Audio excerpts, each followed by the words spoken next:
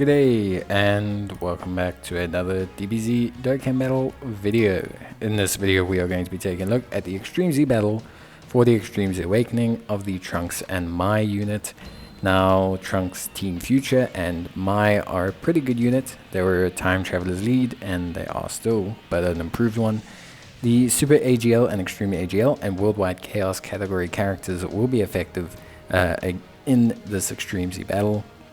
Now, unlike the other Extreme Z battle versus or for Tech, Rose and Zamasu, this one is a little bit more limited in terms of team build, in terms of free-to-play units, and just in terms of design. It's a little bit easier to compensate, but yeah, it's a little bit more limited. So I'm not going to be able to kind of expansively select different teams. Just going to kind of show you what I think is best. They have Time Travelers category key +4, HP attack and defense of 150%, super strength lead of 100%, greatly raising defense on both their 12 and 18 key with a medium chance to stun on the 12 and a high chance on the 18 key. They have attack and defense of 70%, key +1 plus an additional attack and defense of 20% up to 40% per Time Travelers category ally. They give super class category allies attack and defense of 30% and they get an additional key +6 and high chance of evading the enemy's attack when there's a future saga enemy. So pretty nice EZA, just basically a flat kind of almost doubling of them as a unit, especially defensively, like a huge increase, offensively a big increase as well. Plus they added the support capability, which is pretty good. In terms of links, they're Brainiacs, Cold Judgment. They're going to link up very well more with my units than anything else. And they are a little bit limited in terms of categories, but yeah. In terms of the overall team design, I tried originally to take as many of these free-to-play units as possible under a lower lead, but you get to around stage 8 and that does tend to drop off.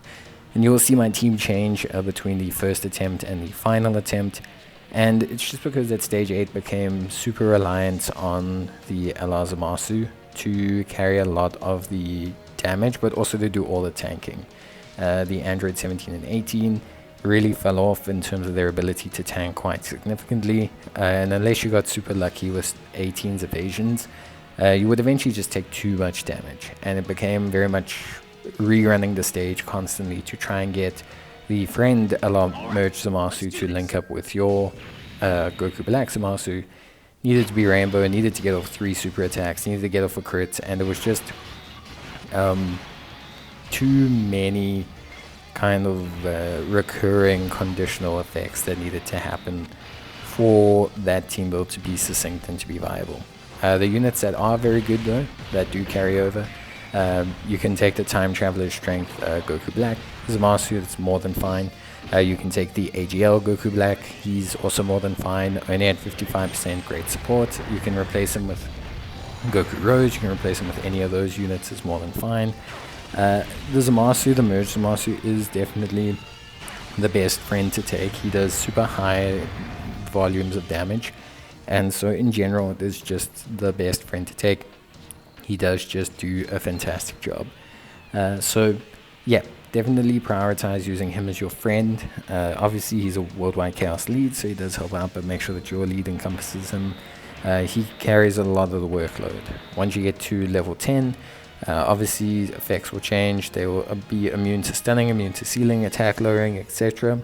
And you can see the team changed. So we switched out the androids, we switched in First Form Cell to keep some free-to-play elements to it, but then we also switched in the AGL Zamasu to become our lead, to increase our overall lead skill.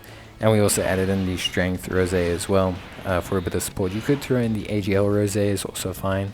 But yeah, generally speaking, this one was a little bit more limited. Worldwide Chaos is a bit of a stranger team. You can kind of run a Boo version of the team, but you lack LRs on that side of the team. So you're really kind of just left with which Goku Black kind of LRs you have. Obviously, it's nice to use the Demon King Piccolo. He was a World Tournament pickup, and him being a World Tournament pickup is predominantly, to some extent, pretty reliable, and at least pretty good free-to-play option. He also tanks relatively well, so yeah, in general the team is okay. You've got some LR options floating around, so you tend to be okay. And yeah, that's that's kind of it, really. If I'm honest, there's not too much more to kind of discuss around the teams.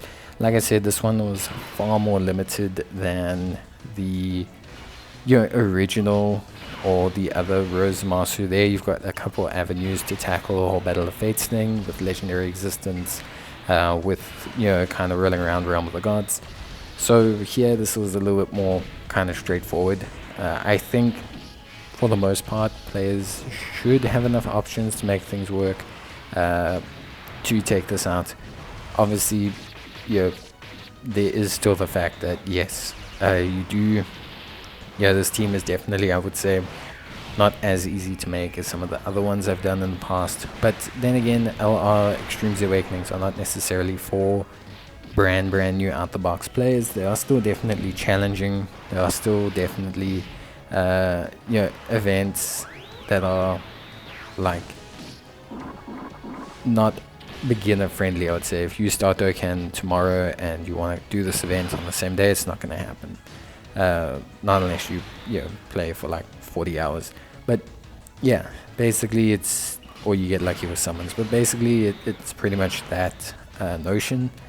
Other than that, this Extreme Z battle is pretty straightforward, pretty simple, smooth stuff. Obviously same as all other LR Extreme Z battles, so 30 stones plus 3 from the mission, so 33 stones, which is pretty nice. And yeah, I think the EZA is also pretty good. I think it's overshadowed a little bit by Rose Masu. I think it is also a little bit more restrictive than Rose Masu, which is probably why it gets overshadowed.